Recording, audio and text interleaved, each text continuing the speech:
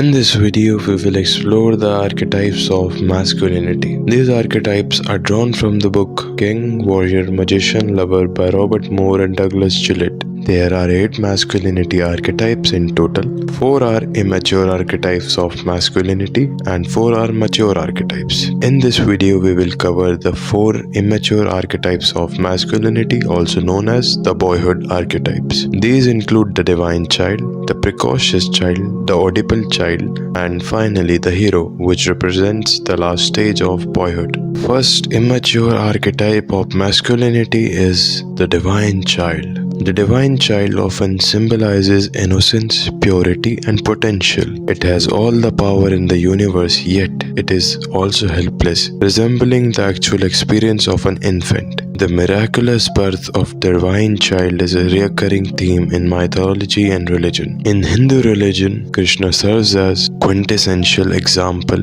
of the divine child, embodying innocence, purity, and the divine potential. His miraculous birth in a prison foretold to bring about the end of King Kansa's tyranny, establishing him as a figure of hope and renewal. As a child, he performs extraordinary feats like lifting the Govardhan Hill and defeating demons while maintaining a playful and innocent nature. His loving relationship with his mother Yashoda underscores the bond between humanity and divinity overall. Krishna embodies the transformative power of love and joy, illustrating the emergence of spiritual truth in the world. The divine child archetype represents a milestone in individuation and a symbol of the developing personality. Shadows of a divine child. First shadow is the High Chair Tyrant.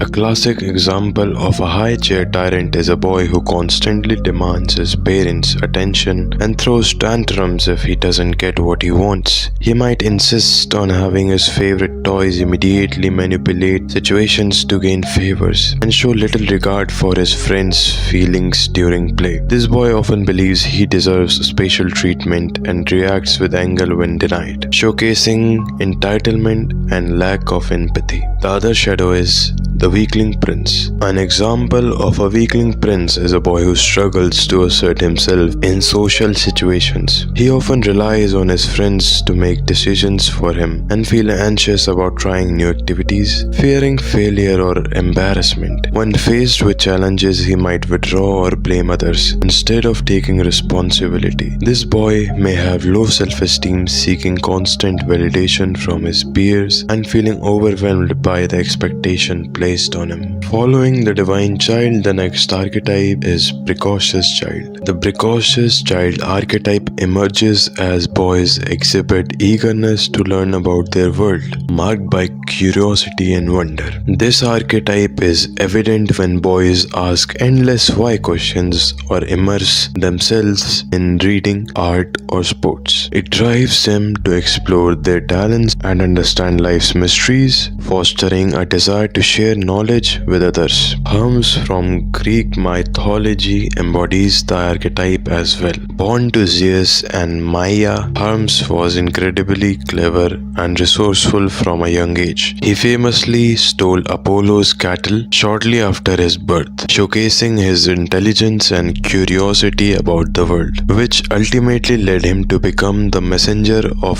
the gods and a guide for souls. Hermes highlights the characteristics of early maturity and a thirst for knowledge inherent in the precocious child. The shadows of the precocious child. First is Know-It-All Thinker. A know-it-all thinker is a boy who frequently boasts about his knowledge, interrupting others to share opinions and facts. He dominates conversations, believing he has all the answers, often coming off as arrogant or dismissive. He struggles to admit when he is wrong, leading to conflicts with peers and teachers, and his need to display his intelligence hinders collaboration and forming genuine connections. The other shadow is the dummy. A dummy thinker is a boy who often pretends to be clueless or uninformed, rarely contributing to conversations or activities. When asked questions, he frequently responds with "I don't know" or shrugs. Even if he understands the topic, he avoids challenges, relying on others to do the thinking or problem solving for him. His lack of engagement engagement can frustrate peers and teachers, who may feel he's not putting in the effort. By downplaying his abilities, he misses out on learning, opportunities, and growth. The next archetype is the Oedipal Child. More argues that a boy's yearning for the nurturing, infinitely good, infinitely beautiful mother at the root of this archetype. But this longing is not for a boy's actual mother, but rather for the feminine energy of the Great Mother, the goddess in her many forms in the myths and legends of many peoples and cultures. In his complete development, the Oedipal Child gains access to many positive qualities such as a profound appreciation for his inner self, his relationship with others, and his connection to all things. This developmental stage, once integrated, allows for a healthier emotional balance and maturity in relationships. Shadows of the Oedipal Child. The Mama's Boy. In Arthurian legend, Percival amplifies the Mama's Boy shadow archetype. Raised in isolation by his overprotective mother, he develops an emotional dependency that leaves him naive and unprepared for the challenges of the world. As he embarks on his quest to become a knight, Percival initially struggles due to his lack of maturity. However, from various trials and experiences, he learns to break free from his mother's influence, ultimately growing into a more independent and mature knight.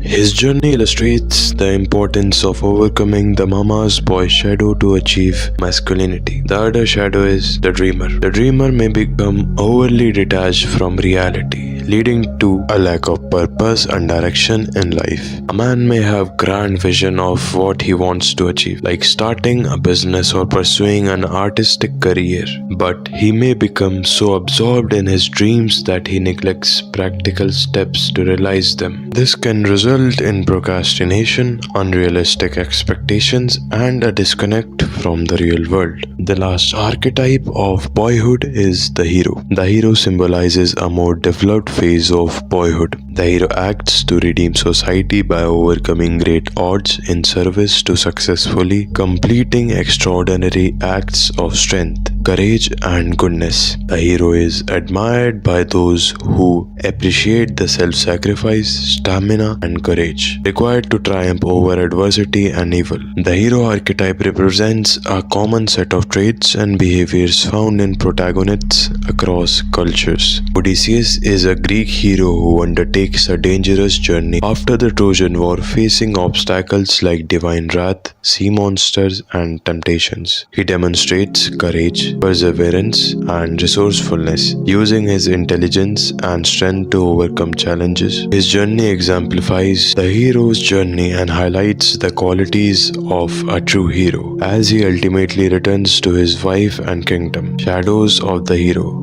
First shadow is the Grandmaster Bully. The Grandmaster Bully shadow represents the darker aspect of masculinity, characterized by dominance, aggression, and manipulation. This shadow uses intimidation and control to exert power over others, often creating a hostile environment. Driven by unresolved insecurities, the Grandmaster Bully seeks validation through fear and coercion. The other shadow is the Coward. The coward shadow embodies avoidance of challenges and fear of confrontation, characterized by insecurity and a desire for safety. The coward often escapes difficult situations, leading to missed opportunities and a lack of assertiveness. With the hero archetype, we conclude the discussion of boyhood or immature masculinity archetypes. Now we turn to the mature masculinity archetypes, which we will cover in the upcoming video. Be sure to subscribe to the channel for updates on the new video.